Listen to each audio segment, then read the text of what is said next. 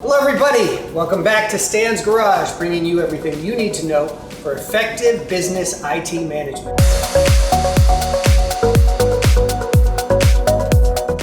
So, in today's video, we're going to talk about the big press release the White House recently put out urging companies to buckle down on cybersecurity in the wake of the Ukraine conflict. So, in recent videos, we've talked about how Russia was most likely ramping up their efforts to infiltrate US cybersecurity as a result of tough economic sanctions placed upon them. Just this past week, the White House continues to urge US companies to strengthen their cybersecurity defenses in light of new evidence suggesting that Russia is planning cyber attacks in the near future. The US has been imposing strict sanctions on Russia, along with aiding Ukraine in this war. Because of this, the White House is fully expecting the Kremlin to react to cyber attacks against critical US infrastructure. So while Ukraine has been the target of numerous cyber attacks, there have been no confirmed Russian state-sponsored assaults on the United States since the invasion of Ukraine, at least nothing to date. However, the White House began pressing US companies last week to strengthen their cybersecurity defenses after new data indicates Russia is engaging in preparatory activity for potential cyber attacks. The deputy advisor of US National Security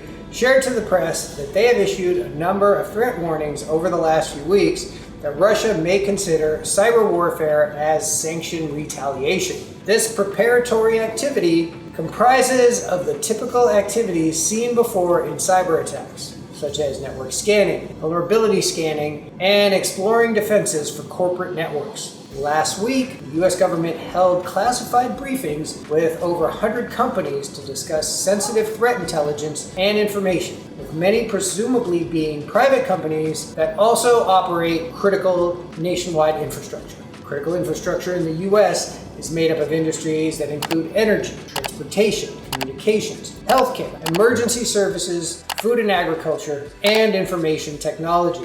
So, along with that announcement, the White House put out this checklist for organizations to follow that will bulk up their cyber defenses. The reality is that although the US government is doing their best to provide tools and resources to protect everyone against cyber warfare, most of the nation's critical infrastructure is owned and operated within the private sector. The private sector is being urged to act to protect the services Americans rely on. The list of steps provided by the White House are as follows, and these are some pretty good practices, but there's certainly more we can do as well.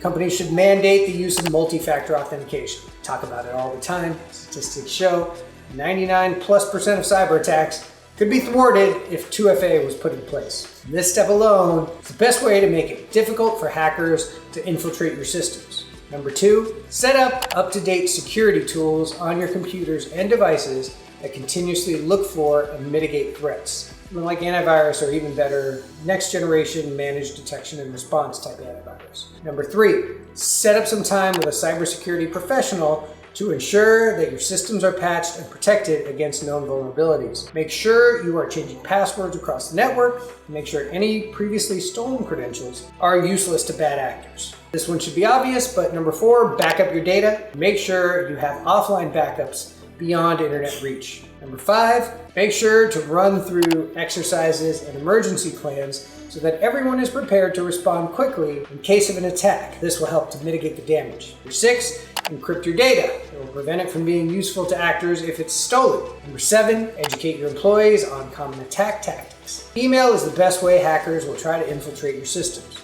Encourage employees to report any suspicious activity, like uncommon crashes, slow operating systems, strange emails, the list goes on, but those are the few.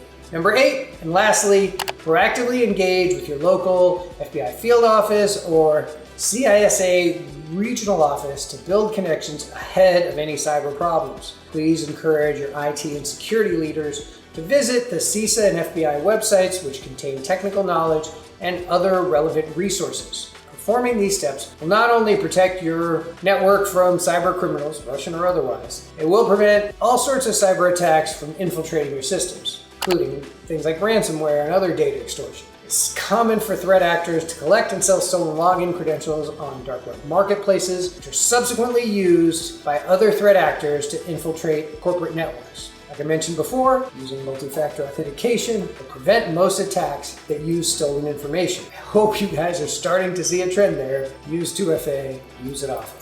So another common method used by threat actors to enter corporate networks is to exploit vulnerabilities in routers, firewalls, and servers that are exposed to the internet. Keep those patched, secured, and configured with best practices. It's vital for enterprises, large and small, to install security updates to their devices as soon as they're available. As a result, it is vital for all enterprises, large and small, to install security updates to their devices as they become available. Furthermore, businesses should not expose servers to the internet and should instead place them behind a VPN to keep threat actors from targeting them directly. Increasing a network's security posture is not always easy and can be expensive. The alternative, however, is likely to be significantly worse if you're forced to restore servers, face a data breach, or discover that your data is encrypted and being held for ransom. Overall, it's been a hectic time for the cyber world. Stay protected by following the checklist we went over earlier to prevent your business from being the target of one of these hackers. If you have any cybersecurity concerns, I'd be happy to discuss them with you, along with some steps that you can take to keep your business more secure. Feel free to schedule some time to chat with me via the Calendly link below. And as always, thanks for watching. Make sure to like and subscribe, and I'll catch you on the next one.